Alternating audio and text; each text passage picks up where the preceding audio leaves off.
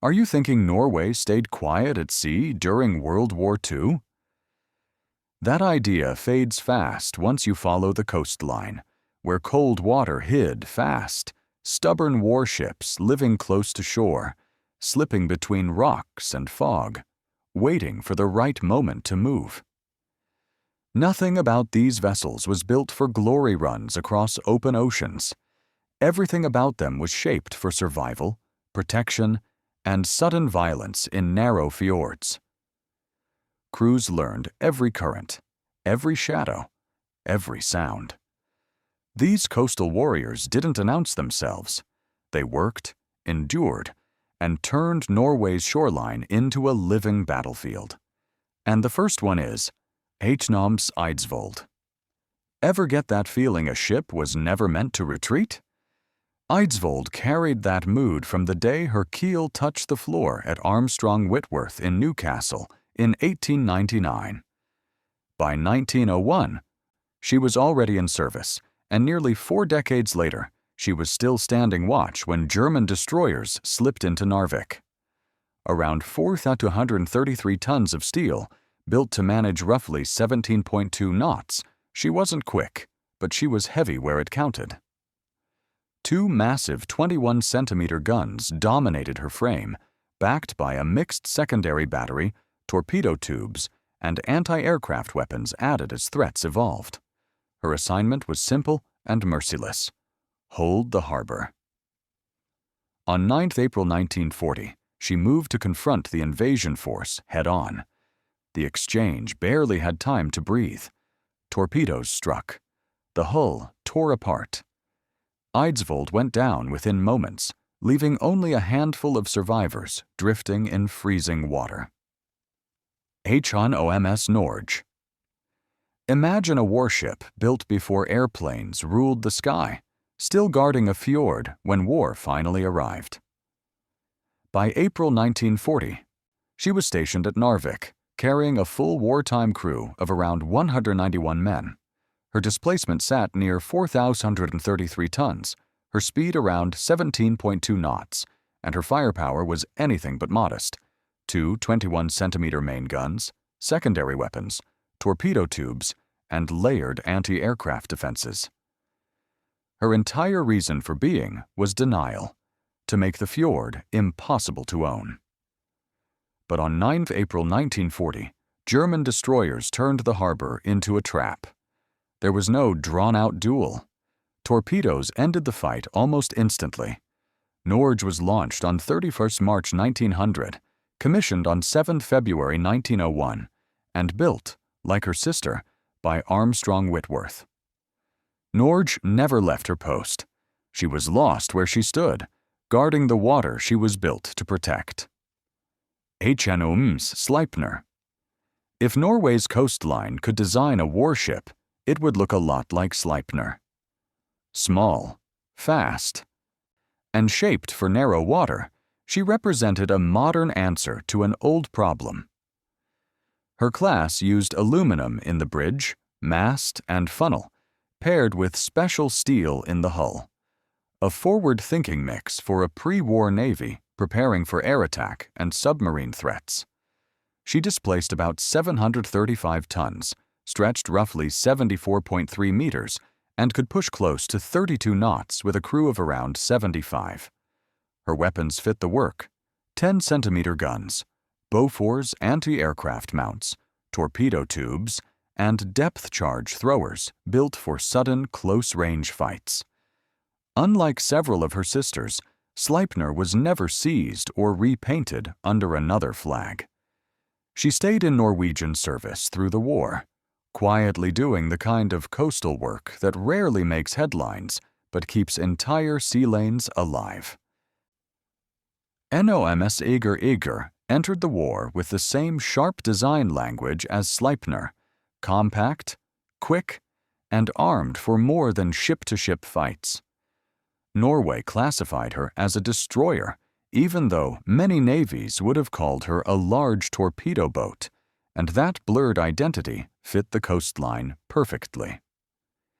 She was built to counter aircraft and submarines as much as surface threats, a reflection of how modern the danger had become. Speed gave her reach. Her armament gave her teeth. But her defining moment came not from another warship, but from above. On 9th April 1940, German aircraft found her. Bombs tore into her hull, and the damage was decisive. Eger was wrecked with loss of life, a violent reminder that Norway's naval war would not be fought only across water. In ports and fjords, the sky itself became a weapon. H. Chaneormias Drag. There's something stubborn about a ship that refuses to age out of relevance. Drag was the lead vessel of a three-ship class built at Karljohansvern, alongside Troll and Garm, back when destroyers still wore the silhouette of another era. By 1940, she was long past what designers ever imagined her lifespan would be, yet she remained in service when the invasion came. Instead of retirement, she took up patrols, escort work, and whatever chance appeared to interfere with German movements. She wasn't modern. She wasn't fast by new standards. But she floated, she functioned, and she fought. In a navy stretched thin, Drag embodied the coastal warrior idea better than almost any ship. An old destroyer frame still carrying purpose, still standing watch, still moving where she was needed when newer hulls were painfully few. H. almost stored. Sometimes a navy doesn't survive by hiding. Sometimes it survives by showing up where the biggest guns are firing. Stored, G26, began life in Britain as HMS Success, still unfinished when she was transferred in 1943 to the Norwegian forces in exile. By then, Norway's war at sea had moved far beyond fjords and harbors. Crewed by Norwegians but operating under Allied command, Stored became part of the modern destroyer war. Open water, radar, night fighting, and fleet engagements. Her name is permanently tied to the Battle of the North Cape, where accounts of Scharnhorst's destruction specifically point to the Norwegian destroyer Stored taking an aggressive role in the attack. She represents something crucial in Norway's naval story. The fight didn't die in 1940. It shifted oceans, changed uniforms, and returned with sharper teeth, carried by crews who refused to let their navy fade out quietly. All right, let's talk about HMS Svenner. Imagine surviving the Atlantic, escorting convoys through submarine country, only to meet your end at the very doorway to liberation.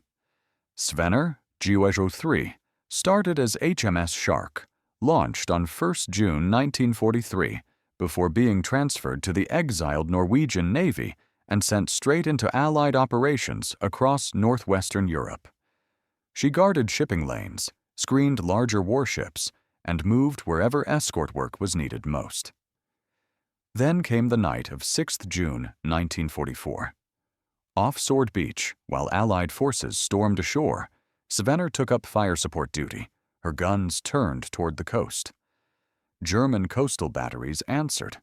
Shells struck. The damage was catastrophic.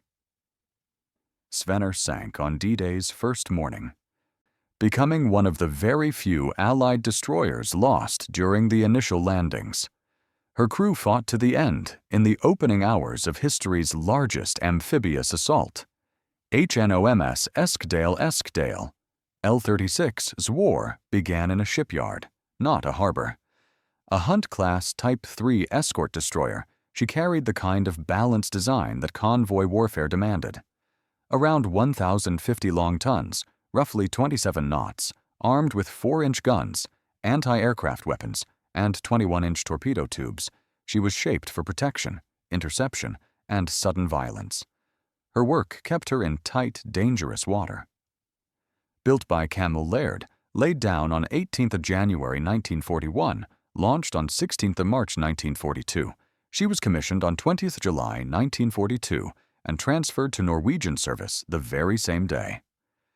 On 14th April 1943, while escorting convoy PW-323 off Lizard Head, German Schnellboote closed in. Torpedoes from S-90, S-65, and S-121 tore into her hull. Eskdale went down with 25 of her crew, erased in minutes by a coastal ambush. HNOMS Balder never even reached her first patrol under her own flag. The Kriegsmarine finished the work instead, reshaping her future and commissioning her as the escort vessel Leopard.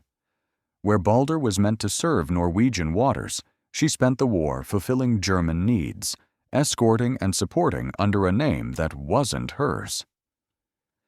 Her existence captures a quieter side of the naval war.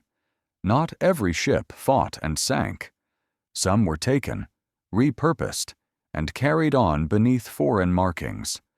Laid down at Horten and still under construction when Germany invaded in April 1940, she was seized before Norway could complete her.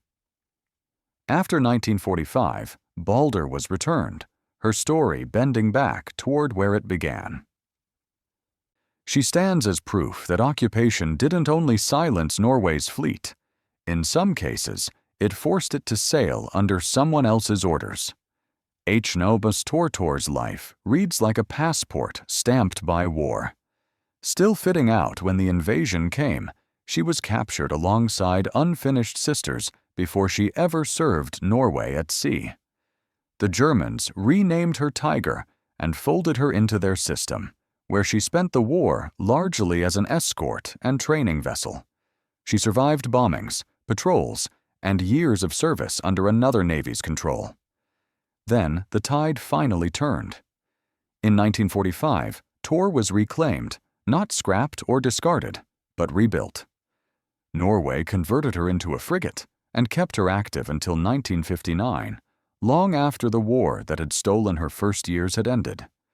Few warships live under multiple flags and still make it home. Tor did. Her career shows how coastal vessels could be taken, reshaped, and yet somehow return with enough hull and history left to serve again. And now, let's move to HNOMS Giller. Funny thing about Giller, her war didn't begin with sirens or gunfire. It began quietly, with a commissioning date stamped 1st August 1939, right on the edge of everything breaking loose. She barely had time to settle into Norwegian service before the invasion rewrote her fate. At Kristiansand, German forces captured her and folded her straight into the Kriegsmarine. Her name disappeared. Lua replaced it. From that point on, her routines, her orders, even her identity belonged to another navy. Engines kept turning. Decks stayed manned. The flag was simply wrong. Then the war ended, and Giller did something rare. She came back. After 1945, she was returned to Norway and modernized, reshaped into an anti-submarine escort frigate built for a new kind of ocean tension. The same hull that had been seized in defeat re-entered service with purpose again, not as a museum piece, but as a working warship. HNOMS Odin spent part of her life wearing a name that wasn't hers. That chapter began in April 1940, when German forces captured her and recommissioned her as Panther. By then, she had only just entered service in 1939, part of Norway's late attempt to strengthen its coastal fleet before war reached its doorstep. Under occupation, Odin didn't vanish. She sailed. She functioned. She endured. The sea never cared who claimed her. When Germany collapsed, it didn't end up broken apart or forgotten. She went home. After 1945, Odin rejoined the Royal Norwegian Navy and continued serving into the 1950s, long after the invasion that stole her first years. Her timeline bends across 3 lives: national service, forced enemy service, and post-war rebuilding. Few ships carry that many identities and remain useful at the end of them. HMS Undines and Danes learned to fight in the middle of the Atlantic, not along a fjord. Before she ever wore Norwegian colors, she entered the water as HMS Acanthus, launched in May 1941. Only months later, on 1 October 1941, she transferred into Norwegian wartime service and took on a new name without changing her job. At about 925 tons, with a top speed near 16 knots, she wasn't built to chase glory. She was built to keep people alive. A 4-inch gun, machine guns, sonar, and depth charges shaped her days. Assigned to Escort Group B6, she lived among convoy columns and radio reports, battling U-boats across the North Atlantic on runs like ON-122 and SC-104. Her war wasn't marked by ports, it was measured in crossings. When it ended, Undines finally returned to Norway, carrying an ocean's worth of silent miles in her steel. HMS Garm. By the time German warships entered Norwegian waters, Garm already belonged to another age. Built at Horten, launched 27 May 1913, commissioned 6 July 1914, she carried a pre-war destroyer's bones, about 580 tons, capable of 27 knots, armed with 6 7.6 cm guns, 3 45 cm torpedo tubes, and a light anti-aircraft weapon. On 9 April 1940, she was stationed at Bergen when the invasion unfolded. Garm moved to intercept the cruiser Königsberg, attempting to close the distance for a torpedo strike. But range errors shattered the ambush and forced her away under fire. 17 days later, at Bjordal in the Sognefjord, bombers found her. A hit behind the forward funnel detonated torpedoes and ammunition. Flames swallowed the ship. Garm sank on 26 April 1940. Her crew had already abandoned her, surviving the destruction she could not. HMS Troll didn't fall in battle. She ran out of time and then out of fuel. Built at Horten, launched 7 July 1910, commissioned 13 March 1912, she served as a Drag-class destroyer of about 578 tons, capable of 27 knots, crewed by roughly 76 men, and armed with 6 7.6 cm guns, 3 45 cm torpedo tubes, and a 12.7 mm anti-aircraft machine gun. In 1940, she was stationed at Moløy and began operating in the Sognefjord after the invasion. Orders came to sail for Britain. Coal didn't. Trapped by shortages, she struck her flag at Florø on 4 May 1940. German forces seized her on 18 May. Troll kept her name, lost her superstructure, and from 1941 worked at Laksevåg near Bergen as a distillation and steam supply ship. Returned in 1945, she was finally scrapped in 1949, ending a career shaped more by circumstance than gunfire. So that's all for today. Hope you liked the video. Don't go without giving us a like. Subscribe for more videos about war. Thanks for watching and hanging with us.